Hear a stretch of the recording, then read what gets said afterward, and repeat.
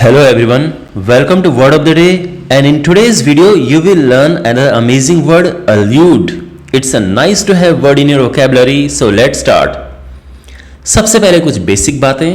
allude is always followed by to. तो allude के बाद जो preposition यूज होती है हम उसमें to यूज करते हैं.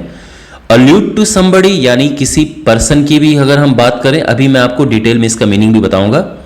But allude to somebody or allude to something. Somebody means a person, something means it can be an object. So allude to a person or allude to an object. ठीक है, अभी मैं आपको बताऊंगा how to use this. Basically अब allude का meaning समझो. तो allude का मतलब होता है किसी चीज के बारे में बोलना बिना डायरेक्टली उसे मेंशन किए, या फिर I mean to say indirectly और कैजुअली, बहुत कैजुअल वे में किसी चीज की ओर इशारा करना, वो होता है अल्यूड करना. ओके, तो कोई चीज कुछ कह रही है या कोई पर्सन किसी चीज के बारे में बताना चाह रहा है लेकिन वो डायरेक्टली नहीं बोल रहा है, वो उसको इनडायरेक्टली बोल रहा है या इनडायरेक्टली कोई चीज बता रही है, तो वो होता है अल्यूड करना. ओके, टू मेंशन समथिंग और somebody without talking about him और हर और इट डायरेक्टली और इन अ कैजुअल वे. संकेत करना, इंगित करना, इशारा करना, इस तरह से ये होता है allude.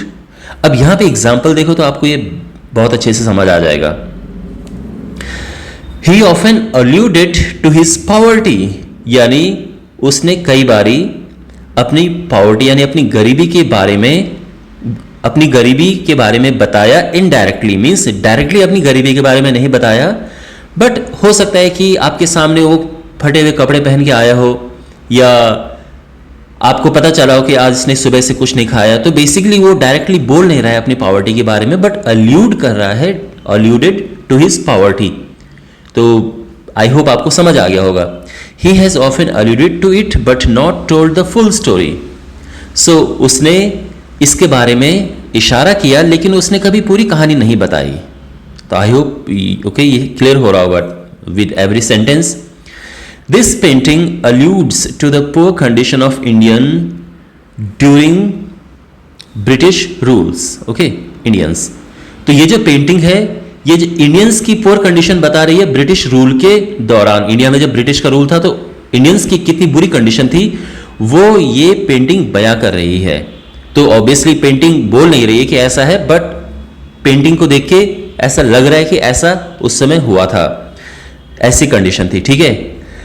She alluded to her troubled marriage many times but never spoke about it directly. उसने अपनी troubled marriage यानी कोई मैरिज है लेकिन वो खुशहाल शादी नहीं है, उसमें बहुत लड़ाई झगड़े हो रहे हैं, तो उसने कई बारी she alluded to her troubled marriage many times यानी अपनी troubled marriage के बारे में उसने कई बारी बताया, but indirectly बताया, but directly कभी नहीं बोला. ओके, तो ऐसा होता है कुछ गर्ल्स के अगर मैरिड लाइफ में बहुत प्रॉब्लम्स होती हैं लेकिन वो सीधा बोलने में हिचकिचाती हैं अपने पेरेंट्स से, तो कुछ इशारे में बताती हैं या ऐसा. ठीक है, वो पेरेंट्स के ऊपर है कि वो समझ पाते हैं कि नहीं समझ पाते हैं. Anyway, we will allude briefly to the main points. हम मेन पॉइंट्स के बारे में बहुत शॉर्ट वे में डिस्कस करेंगे, कैजुअली डिस्कस करेंगे. ओके, तो यहाँ पे अल्यूड ब्रीफली का मतलब है कि किसी चीज़ के बारे में बहुत शॉर्ट वे में, बहुत कैजुअल वे में डिस्कस करना. ऑलराइट, तो आई होप इस वीडियो से आपको समझ आ गया होगा how to use allude in your English. आप भी अगर कुछ सेंटेंस बना सके, make some sentences and write down in the comment box. Thanks for watching. See in the next video. Take care.